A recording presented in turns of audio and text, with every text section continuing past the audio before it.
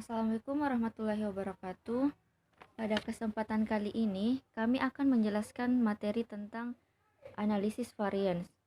Video ini merupakan final test mata kuliah dari pengolahan data komputer. Adapun analisis varians adalah teknik statistik yang digunakan untuk memutuskan apakah sampel yang berasal dari populasi mempunyai mean yang sama. Analisis unirate analisis varian menggunakan satu sampel bebas, sedangkan analisis multivarians membandingkan satu atau lebih sampel bebas. Ketika perbandingan antara rata-rata melibatkan paling sedikit 3 kelompok data, maka dapat digunakan analisis varians. Pada bab ini akan dibahas analisis varian dengan satu faktor atau disebut one-way ANOVA dan analisis varian dua faktor atau two-way ANOVA. Langsung saja kita masuk ke analisis varian satu arah. Contoh kasusnya yaitu di mana seorang manajer pemasaran perusahaan menjual minuman ingin mengetahui apakah terdapat perbedaan yang signifikan antara hasil penjualan minuman di 3 daerah penjualan selama tahun 2006. Analisis tersebut termasuk analisis varian satu arah karena hanya memiliki satu faktor, yaitu daerah. Dari pengamatan didapatkan data sebagai berikut. Adapun data univariate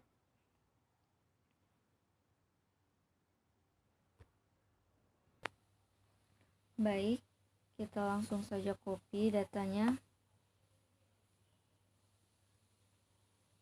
ke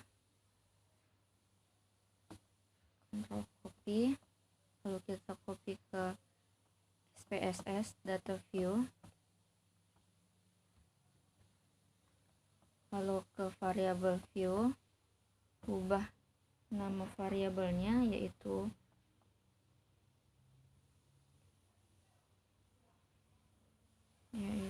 ada penjualan, kuota strategi, penjualan,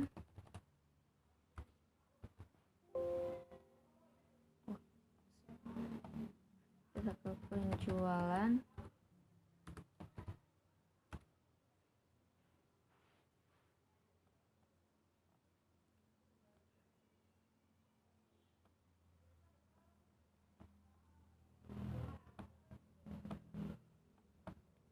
ada penjualan,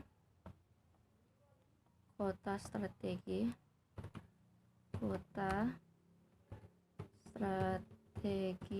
dan bulan. Kita ubah desimalnya jadi 0 0 0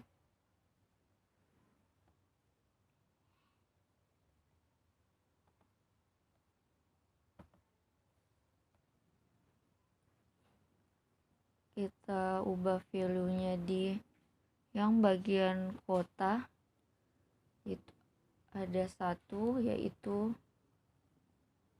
Bogor, 2 ada Bandung, 3 kita masukkan Jakarta.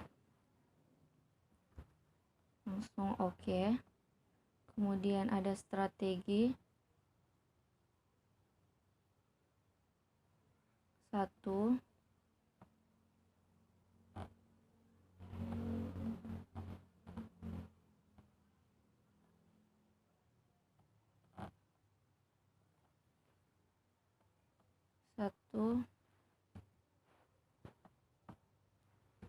strategi manajemen A misalnya, kemudian 2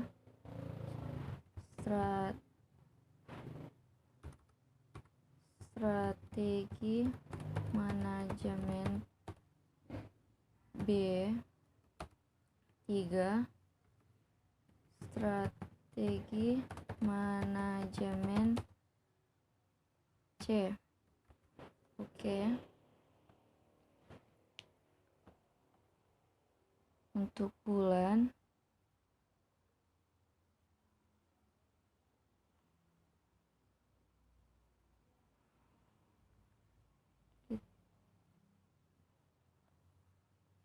kita masukkan saja 1 itu jangan aja, nggak perlu, nggak usah. Langsung saja kita masuk ke langkahnya, yaitu analis, terus general linear model, terus masuk ke univariate, terus masukkan variabel kota ke fixed factor, lalu masukkan variabel penjualan ke dependent variable. Klik option, pilih homogeneity test dan descriptive statistik, lalu klik plots, continue, klik plots, masukkan variabel kota ke dalam horizontal axis dan klik add, terus continue, masuk ke post hoc, masukkan variabel kota ke post hoc test for, pilih LSD,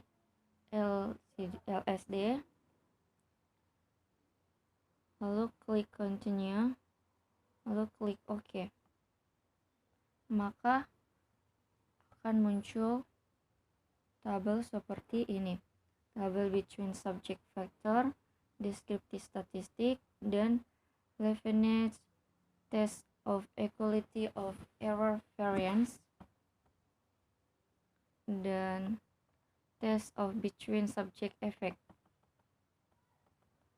Tentunya ada multiple comparison juga dan grafik.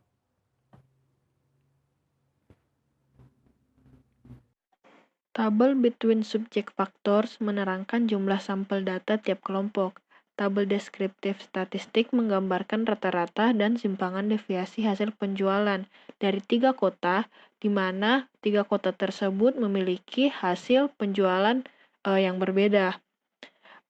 Jika nilai p-value uji Leven menunjukkan nilai sebesar lebih dari 0,05, maka kesimpulannya adalah terima hipotesis 0. Hal tersebut berarti bahwa variasi data penjualan antara ketiga daerah adalah homogen.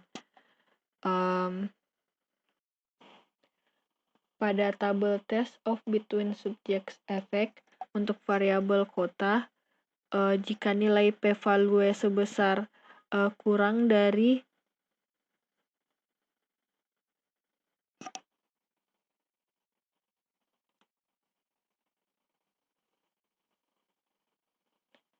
tabel test of between subject effect untuk variabel kota, yaitu jika nilai p-value sebesar kurang dari 0,05, maka kesimpulannya adalah tolak hipotesis 0.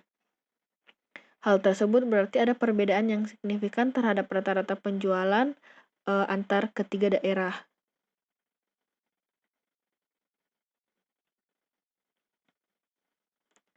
Pada post hoc multiple comparison test,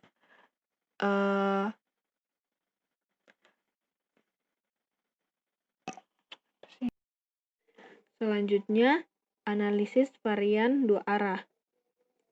Langkah-langkah SPSS-nya yaitu klik analis, terus general linear model, dan univariate. Selanjutnya masukkan jumlah pengeluaran ke dependent variable. Masukkan variabel jenis kelamin dan tipe berbelanja ke kolom fixed factor. Klik option, pilih homogeneity test, dan descriptive test statistik. Selanjutnya blok overall, jenis kelamin, tipe berbelanja, dan pindahkan ke kolom display min4. Klik contin, kemudian klik OK. Hasil output SPSS-nya akan muncul seperti ini.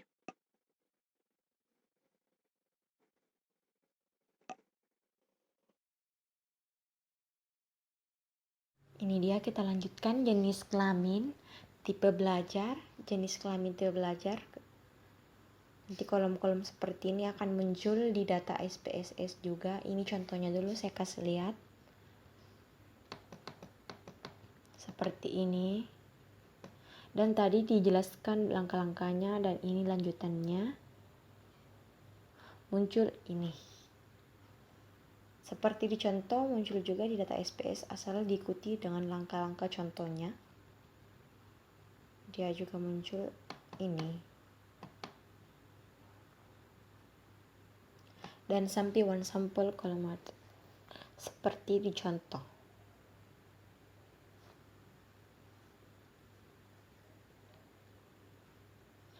Contohnya.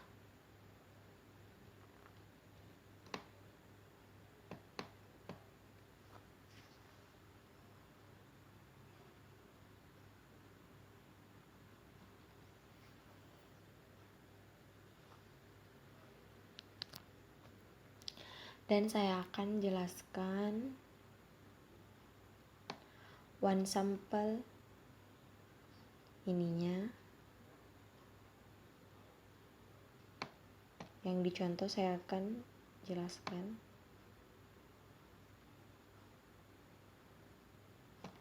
Yaitu asumsi residual model mengikuti distribusi normal terpenuhi. Hal ini ditunjukkan oleh pancaran residual yang berada di sekitar garis miring diagonal. Dalam grafik normal, QQ plot nilai signifikasi value uji adalah 0,246 lebih besar dari 0,05. Terima kasih. Dan saya akan jelaskan tabel Betwy subjek faktor menjelaskan tentang banyaknya responden per kategori jenis kelamin dan tipe belanjanya. Kalau tabel deskriptif statistik itu menggambarkan rata-rata, sampingan, deviasi, jumlah pengeluaran belanja per bulan berdasarkan kategori jenis kelamin dan tipe belanja. Untuk kategori wanita dengan tipe belanja sering ada diskon memiliki rata-rata pengeluaran yang lebih besar dibanding kategori wanita dengan tipe belanja, yaitu sebesar 2,85 juta rupiah. Sementara itu kategori pria dan tipe belanja seminggu sekali item yang sama mempunyai rata-rata pengeluarannya yaitu 3,03 juta rupiah. Tabel level test value sebesar 0,85 lebih besar 0,05, maka kesimpulannya asumsi homogenitas variasi yang merupakan asumsi dalam analisis terpenuhi. Hal tersebut berarti tidak dapat berbeda variasi yang signifikan di antara kelompok data. Tabel test of Betwy subjek merupakan tabel utama yang mempresentasikan hasil hipotesis yang diajukan oleh manajer pemasaran, dan tabel tersebut diketahui nilai p-value-nya untuk kategori jenis kelamin gender sebesar 99 lebih kecil 0,05, maka kesimpulannya terdapat perbedaan signifikan terhadap nilai pengeluaran antara pria dan wanita ketika berbelanja. Begitu juga untuk kategori tipe berbelanja diperoleh nilai uji F sebesar 0,00 dan signifikan pada alfa 5%, artinya terdapat perbedaan antara rata-rata pengeluaran di antara tiga tipe berbelanja pengunjung. Untuk melihat apakah ada perbedaan pengeluaran pengunjung dan faktor interaksi jenis kelamin dengan tipe belanja, maka kita dapat melihat dan nilai p-value yaitu dihasilkan, dan tabel di atas diketahui nilai p-value dan gender tipe sebesar 99 lebih kecil 0,05. Maka kesimpulannya terdapat perbedaan yaitu signifikan faktor interaksi kategori jenis kelamin dengan tipe belanja. Dan tabel Grand Menu menunjukkan rata-rata pengeluaran belanja secara keseluruhan dan seluruh responden yaitu berkisaran 38,769 juta rupiah per bulan dengan interval konfidensi 95% terletak antara minus 112,835 dan 190,373 juta rupiah. Tabel deskriptif statistik dan rata-rata pengeluaran per belanja per kategori jenis kelamin diketahui bahwa pria mempunyai pengeluaran yang lebih besar dibanding wanita, yaitu sebesar 73,57 juta rupiah, dan rata-rata pengeluaran belanja wanita adalah 2,85 juta rupiah. Pengunjung dengan tipe berbelanja sering ada diskon mempunyai rata-rata pengeluaran yang lebih besar yaitu 182,15 juta rupiah. Dan tabel terakhir marginal yaitu berbelanja per bulan memperjelas hubungan antara jenis kelamin dengan tipe berbelanja. Perbedaan yang cukup nyata antara jenis kelamin wanita dengan pria adalah untuk tipe belanja sekali seminggu item yang sama dibandingkan dengan tipe belanja lainnya antara jenis kelamin pria dan wanita. Selain asumsi homogenitas, variasi dengan uji Levin perlu juga dilakukan dengan pemeriksa asumsi residual dan model yang mengikuti distribusi normal. Itulah penjelasannya semua.